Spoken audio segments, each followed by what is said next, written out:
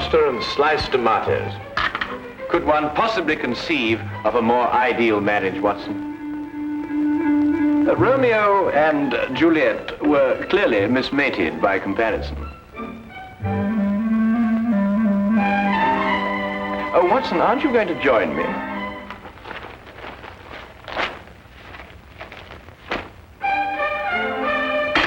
Oh, now, surely, Watson, you can't bear a grudge against me forever for something so trivial. Trivial? And what is trivial about riddling the walls with bullets? I do not agree that I riddled the wall, as you so violently put it. I decorated it in a most patriotic manner. Holmes, I have permitted and suffered many liberties in this flat. First you make those evil-smelling gases. Then you shatter my nerves with those ridiculous disguises. But you, even you, have never covered your activities under the banner of patriotism. Yes, but V are of the Queen's initials. I was only celebrating Her Majesty's birthday. Celebrating Her Majesty? Still, that's no excuse. Well, perhaps I was a little overzealous, but you can't very well blame a man for that. Nevertheless... All right, Watson, I solemnly promise never to do it again. Oh. Well... And lobster and tomato for breakfast. Who ever heard of that? I must say, it looks jolly good, huh? Do you really mean to say you're going to join me? Yes, please. Oh, come on then.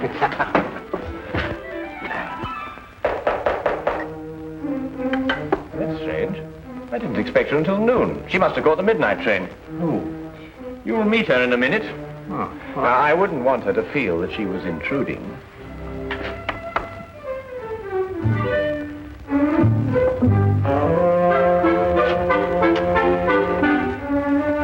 Mr. Holmes? Yes, Miss Millicent Channing. Yes. I wrote you that I'd be here at noon, but I didn't want to lose any time. I took the midnight train. I understand. Won't you come in? This is my good friend and associate, Dr. Watson. How do you do? How do you do? Please sit down, Miss Channing. You must have had a very tiring journey, particularly in view of the fact that you were forced to take a dog cart out of the way. How did you know I took a dog cart? Well, I noticed that your right sleeve is covered with mud. Only a dog cart throws out mud in such a disagreeable way. Mr. Holmes can also deduce your birthstone and the serial numbers of any notes you happen to be carrying in your purse. Dr. Watson exaggerates, though only slightly. I've heard a great deal of your powers, Mr. Holmes. They say you're one of the cleverest men in London. They're very kind. You said in your letter that your fiancé has disappeared. I'm afraid that something terrible has happened to him. Why, Miss Channing? It's all so muddled, so confused. Several days ago, I was expecting him for dinner. He didn't arrive. I was worried, and I went to his lodgings.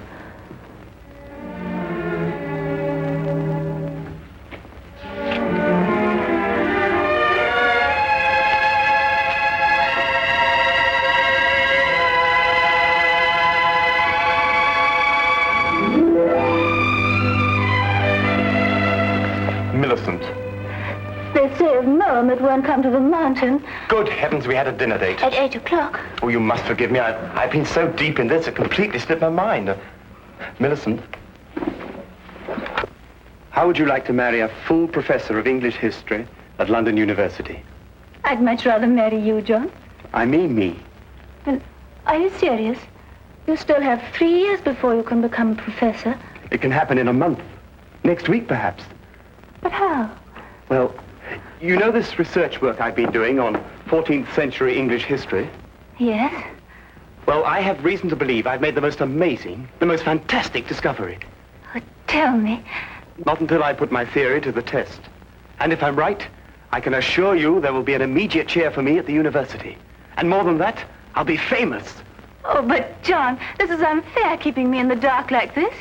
I promise you it won't be for long. Tomorrow, I go to see Sir Thomas Greystone at Aberdeen to get his cooperation. He won't refuse because my success will bring him fame also. John, You simply must tell me what... Not another word tonight. I'll tell you everything when I come back the day after tomorrow. Remember, good things come to those who wait. But he didn't come back. Not the day he told me, nor the next day. I wired him at Greystone Castle asking him to explain the delay.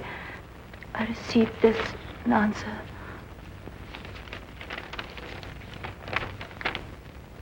John Cartwright, unknown here. Signed, Greystone. I didn't know what to make of it, Mr. Holmes. Finally, I decided to go up to Aberdeen and talk to Sir Thomas Greystone himself. He must have been mistaken.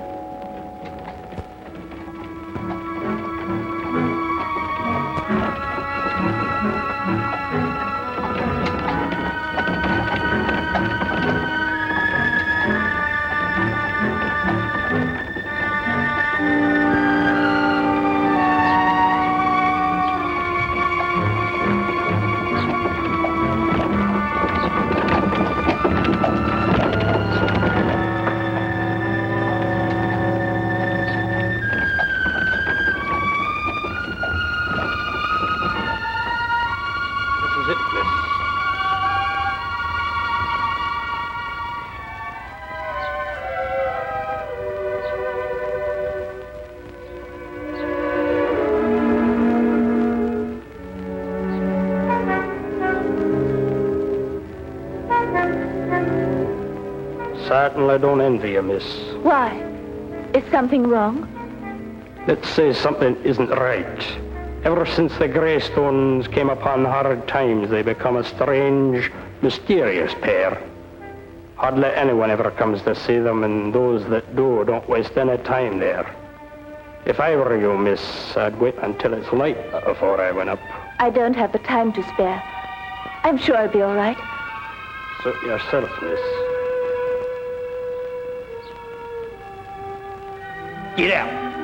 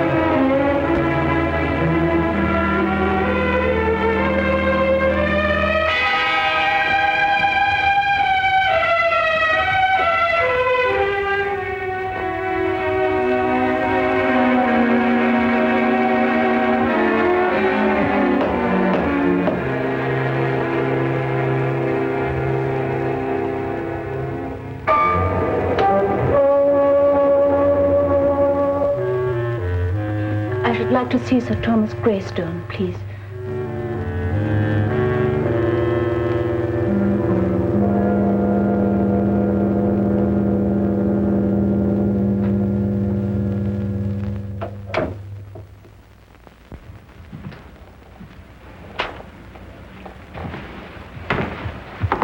My name is Miss Channing.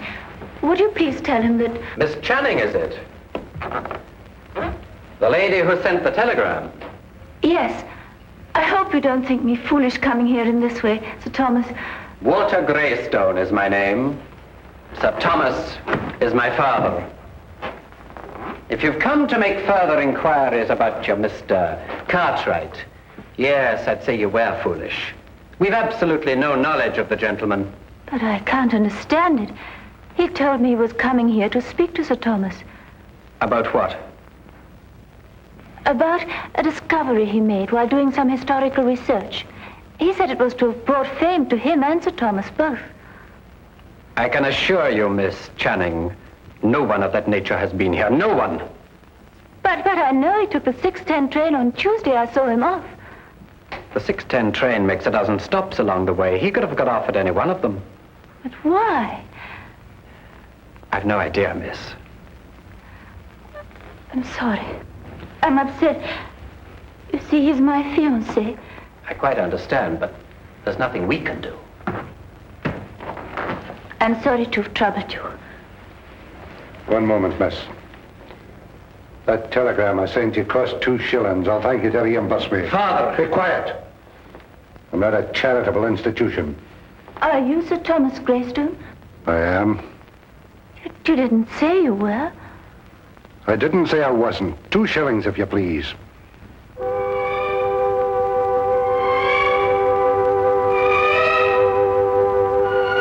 you. Good night, Miss Channing.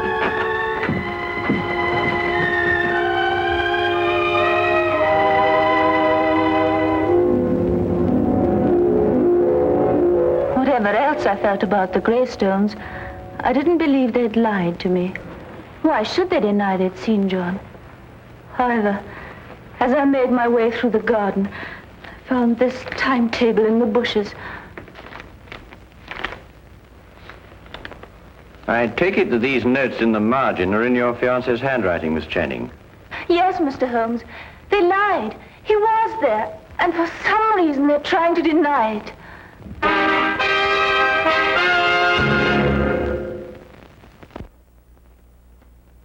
He had evidently asked directions to the castle and jotted them down in the margin.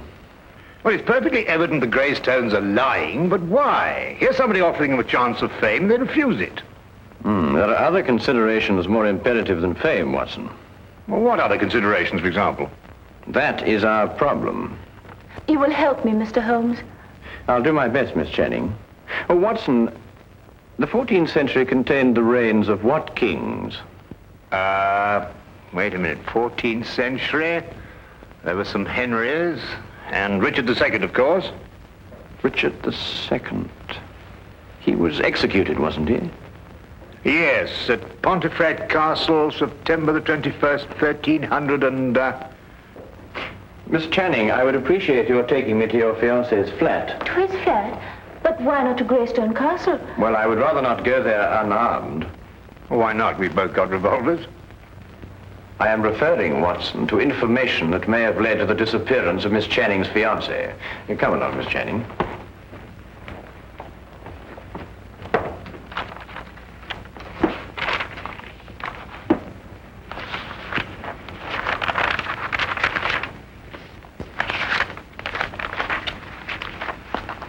Well, I can't find anything there.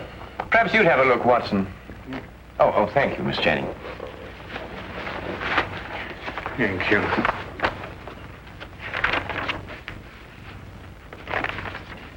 Aha! So this is what Cartwright found so exciting.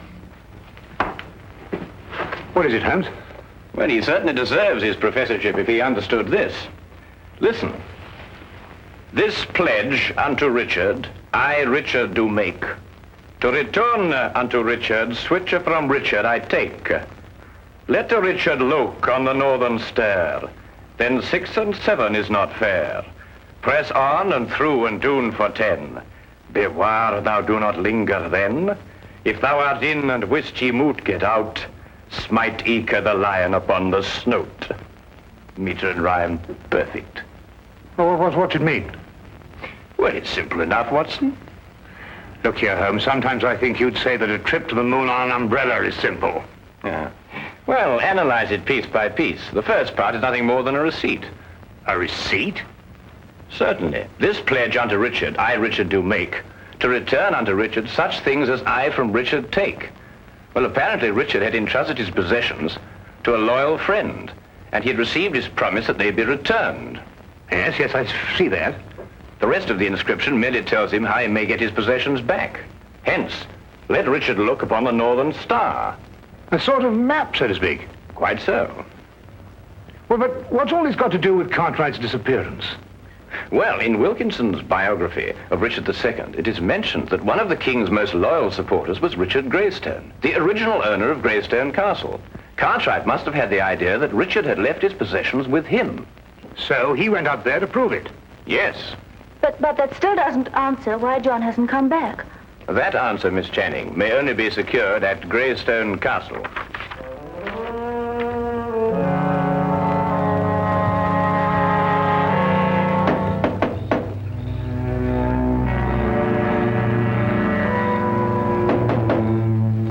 That's strange. There appears to be no one here.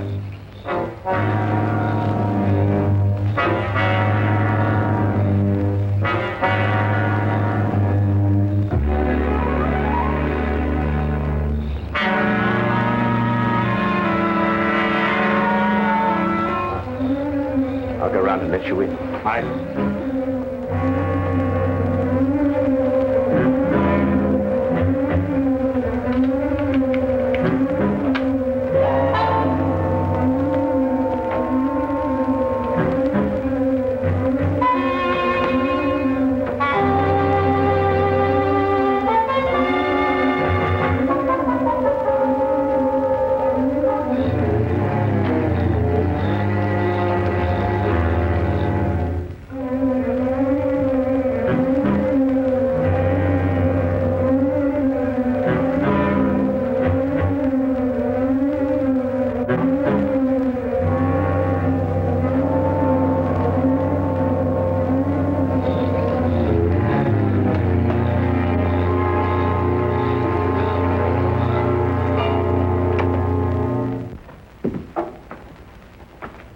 Come along and keep close behind me.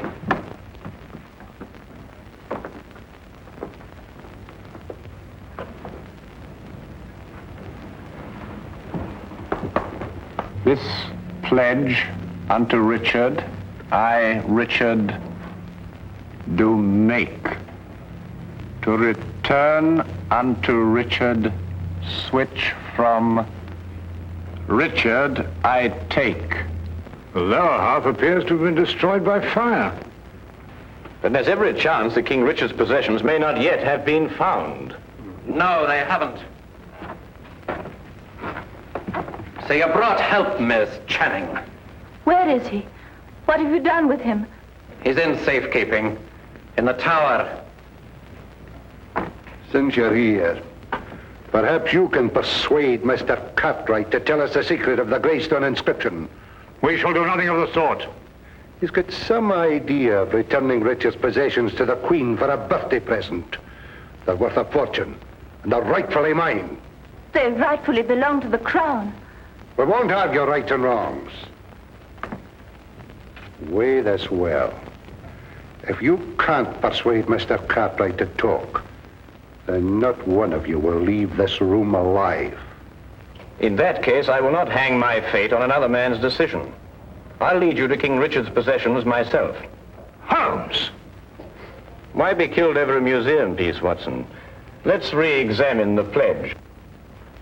This pledge unto Richard, I, Richard, do make, to return unto Richard such as from Richard I take. We can understand that much without your help. Go on. The meaning is perfectly clear. Whatever treasure may be hidden here belongs to the royal family and to nobody else. Let Richard look on the northern star. Well, that gives us the direction. Does it? One can look at the North Star from any point in this hemisphere. Your ancestor knew that. He said, let Richard look. And he meant this Richard. In other words, the direction may be found by facing north from this very spot. I am now facing due north. Then 6 and 7 is not far. What does that mean? Merely to pace off 13 steps. 1, 2, 3, 4, 5, 6, 7, 8, 9, 10, 11, 12, 13. Press on and through and down for 10. Press...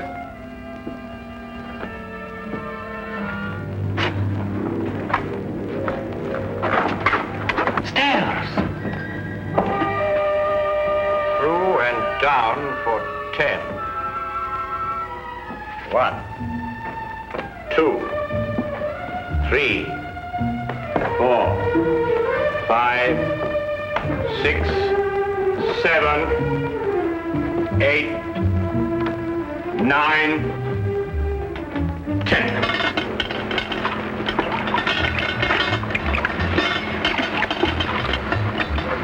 Here it is.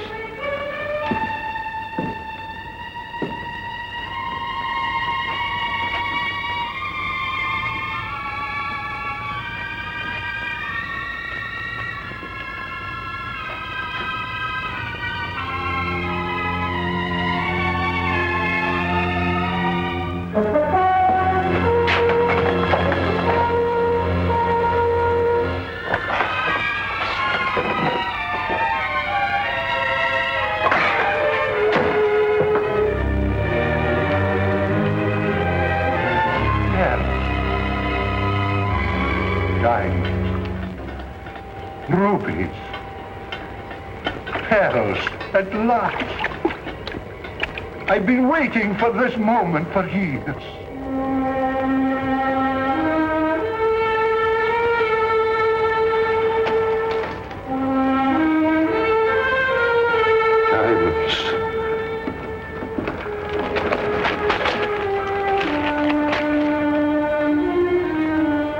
Rubies.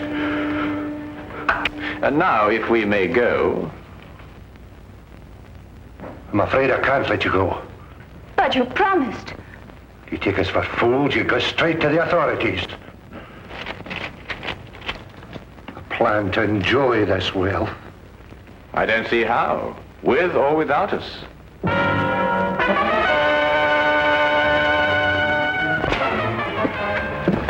It seems your ancestors arranged for intruders. You knew this? I suspected. Then you must know the way out, otherwise you wouldn't have come in.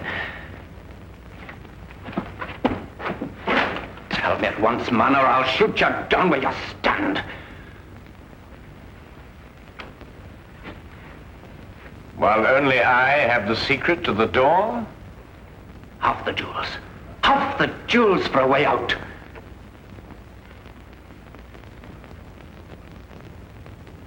All of them. Show us how to get out, and we'll let you take them all. No.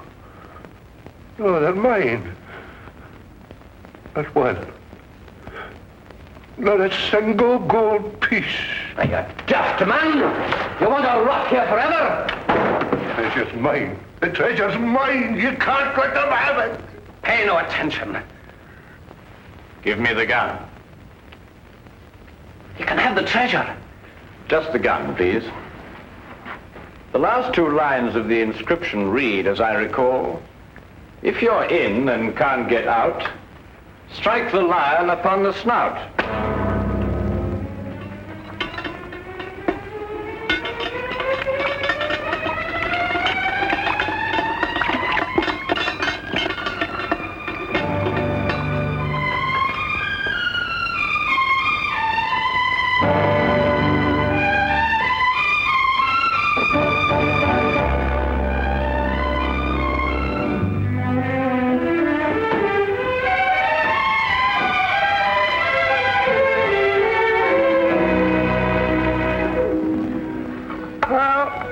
Couldn't be better.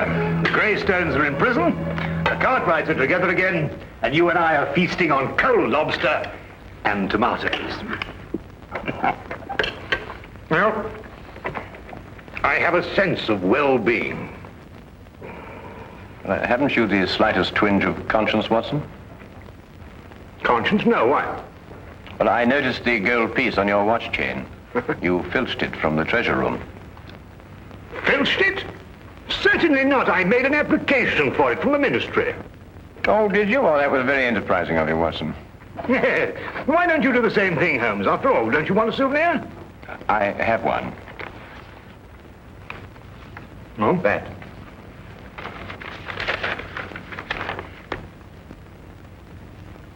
But Holmes, a personal letter of thanks from Her Majesty. Why, Holmes, congratulations. Well done. Oh, thank you, Watson.